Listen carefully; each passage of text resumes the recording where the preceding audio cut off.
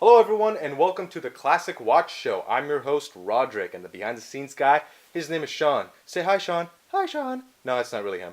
Uh, Today I just wanted to take a look at the Seiko SRP639. This is the reference model number right here to the bottom left of your screen. And I'll leave this up here for you guys in case you want to follow up on it later on. And talk a little bit about the Baby Tuna line.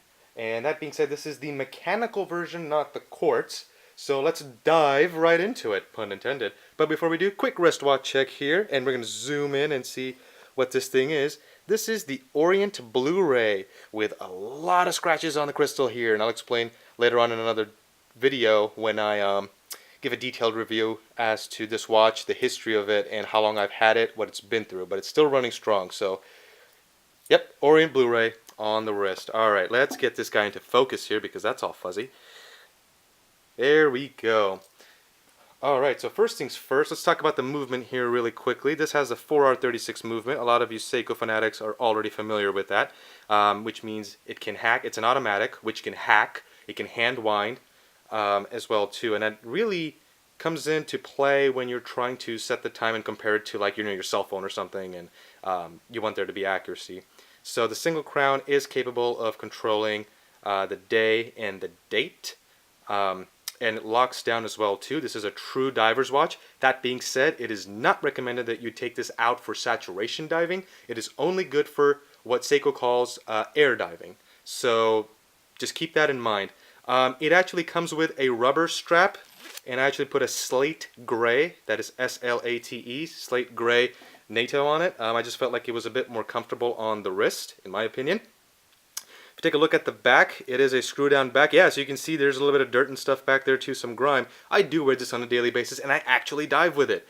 Up here at the top, it's hard to tell, but I actually did knock this thing when I was underwater. I'm not a super diver. I only go like between 20 to 35 feet at most, and it's held up really good.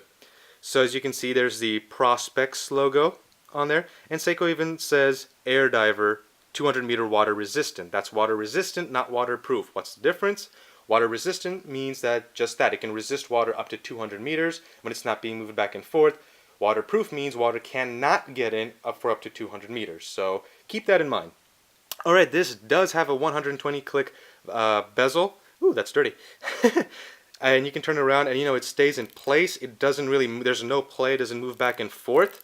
You get 2 entry points, one up top, one at the bottom here to shift it around. Not all that bad, it's actually really good. The crystal is a Hardlex crystal. What does that mean? That means it has been homegrown in Seiko's own lab. And it's really good. It's prone to scratching, but it is great when it comes to being shatter resistant.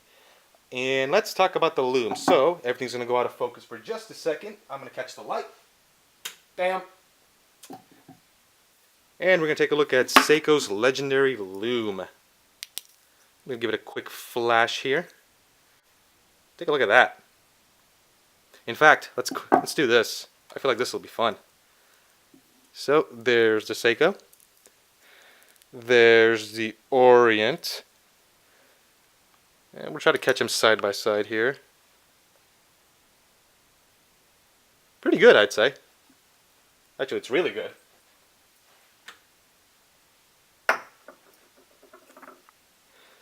Overall, this watch is big, but it doesn't sit big, and I know that sounds weird, but if you take a look here, it's not that much bigger. I mean, the shroud definitely makes it fatter, but it doesn't interfere in any way, shape, or form, and I feel like they've done a really, really good job of making sure it stays snug on your wrist. If you have probably a 6 3/4 inch or above, I mean, this is going to feel right at home for you, to be completely honest with you.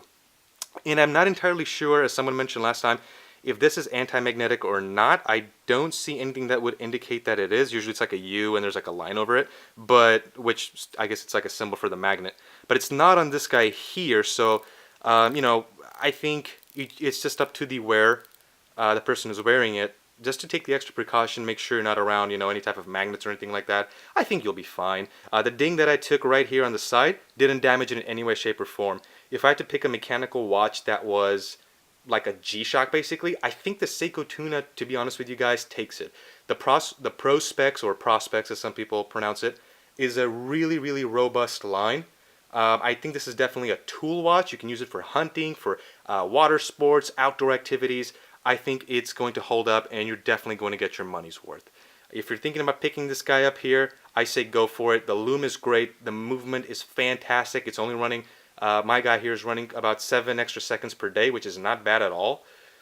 I think you're going to be happy with it. There are other flavors that this guy comes in too. There's a pure silver one as well. There's some black and blue ones. So whatever fits your taste, and just expect that it's going to cost about $250 and above. I picked this guy up for about $275, free shipping. I'd say I got my money's worth here. So if you're considering picking up this watch, I say go for it. No regrets whatsoever. So there you have it. Thanks a lot for checking this out. Guys, I really appreciate all the likes, the subscription that I've been getting, some messages coming in, talking to all you folks. If you have any suggestions, please let me know. I'd love to incorporate it in my video. Next time, we're not going to be doing exactly a watch review. It'll be a comparison between what is a designer watch versus what is a manufacturer watch, and just clearing up some questions that I see on forums that people ask me from time to time, so that way you can make an informed decision. Nothing wrong with buying one of those watches, just want to make sure you have all the information you need. So thanks for watching, everyone, and until next time, I've been Rodrik. Have a good one.